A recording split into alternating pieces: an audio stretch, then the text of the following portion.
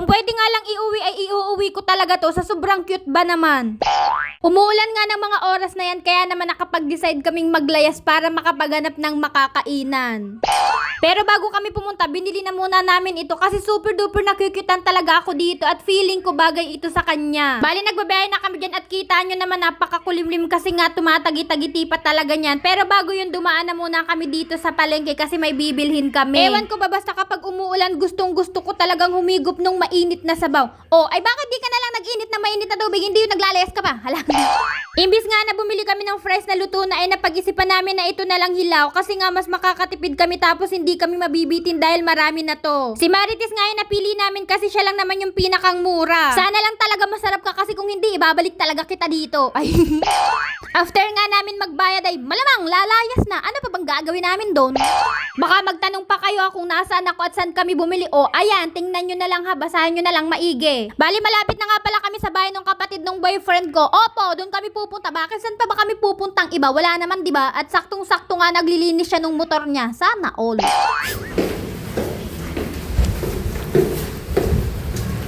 Kapatid mo, sabihin mo. Shopee.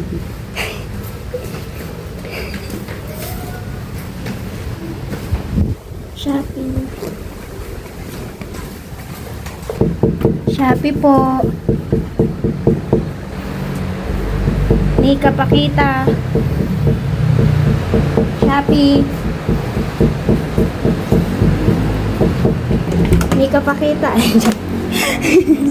Tama kayo nang nakikita, pagdating namin dun pinalayas na agad kami. Huy, hindi.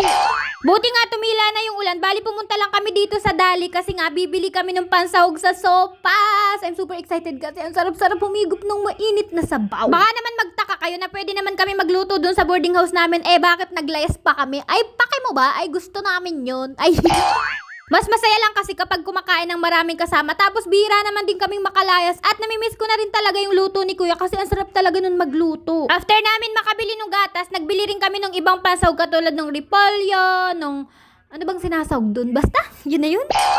Tingnan nyo na lang kung ano yung bit ko. Meron naman kayong mata, di ba?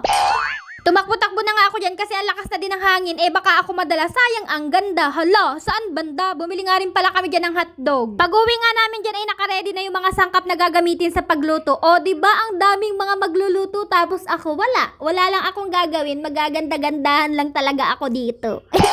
Pakuya-kuya-kuy nga lang ako ng paa habang nagluluto sila. Eh wala lang naman ako maiambag kasi nga hindi ako magaling magluto. Kaya na nila yun.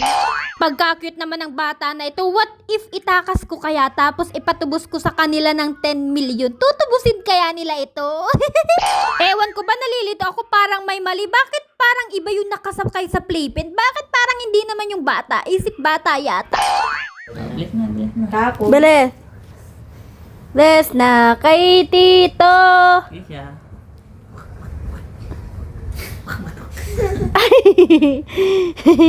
Ay! Ayos. hindi laki dito. Magkadadalisay ka. Palig ka ni Dora, oh. Habang libang na libang nga siya dito, ibinigay na namin yung pasalubong namin sa kanya. At tingnan nyo naman, tuwang-tuwa yan. Ewan ko lang kung naintindihan niya.